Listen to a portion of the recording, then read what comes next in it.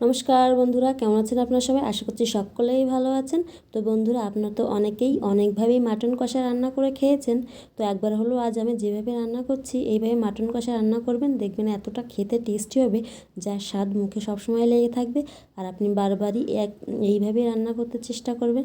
তো বন্ধুরা, চলুন তাহলে এইভাবে আমরা মাটন কষাটা রান্না করি। তো দেখুন দেখতে কতটা সুন্দর হয়েছে, আর খেতেও কিন্তু খুবই টেস্ট হয়। চলুন বন্ধুরা দেখুন, আমি মাটন কষাটা রান্না করার জন্য নিয়ে নিয়েছি 600-650 গ্রাম মাংস। এটা ধুয়ে রেখে দিয়েছি বাটিতে। আর এর জন্য কিছু মশলাও করে নিয়েছি। পেঁয়াজ কুচি, পেঁয়াজ একটু বাটা, আদা রসুন একটুখানি বাটা, কাঁচা শুকনো লঙ্কা বাটা, একটুখানি টমেটো কাটা, আর চর্বি দুটো আমি আলাদাই রেখে দিয়েছি, লাস্টে দেবো। তো দেখুন আলুটাও ভেজে রেখে দিয়েছি।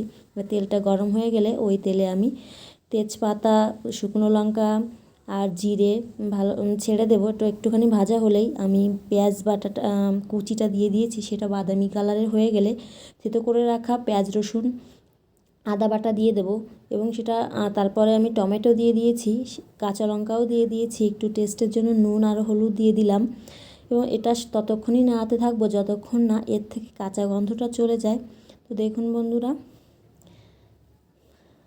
এরপর আমি এই পজিশানে একটুখানি দারচিনি, গোটা গোলমরিচ দিয়ে দেবো, এবং নাড়িয়ে চাড়িয়ে আমি ধুয়ে রাখা মাংসটা ছেড়ে দেবো, এবং আবার টেস্টের জন্য একটু নুন এবং হলুদ এবং বেটে রাখা কাঁচা শুকনো লঙ্কা বাটা দিয়ে দিয়েছি, এবং কয়েক কোয়া রসুনও দিয়ে দিয়েছি, এবং কালারের জন্য একটুখানি তীখা লাল মরিচের পাউডার অর্থাৎ লঙ্কার গুঁড়োও দিয়ে দিয়েছি। এবার কিছুক্ষণের জন্য কষাতে থাকবো ঢেকে রেখে। দেখুন বন্ধুরা, এরপর এই পজিশানে আমি একটুখানি ধনে গুঁড়ো আর 2-3 চামচ ফ্যাটানো টক দই চিনি দিয়ে দেবো, এবং আবারও ভালো করে কষতে থাকবো। কষার পরে আমি একটু জল দিয়ে দেবো পরিমাণ মতন। দেখুন এবার যখন এটা ফুটতে থাকবে তখন আমি প্রেসার কুকারে সিটির জন্য রেডি করব। এবার আমি প্রেসার কুকারের থেকে নামিয়ে নিয়েছি মাংসটা সিটি দিয়ে।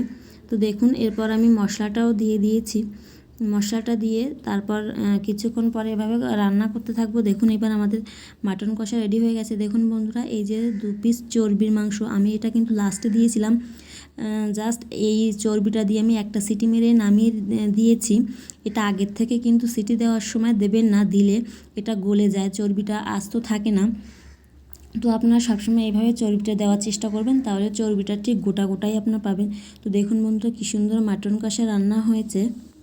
তো বন্ধুরা, আমি প্রেসার কুকারে একটা সিটি দিয়ে নিয়েছিলাম এই জন্য, কারণ যেহেতু মাটন একটা শক্ত ধরনের মাংস, তো এই জন্য প্রেসার কুকারে দিলে তাড়াতাড়ি রান্না হয়ে যায়।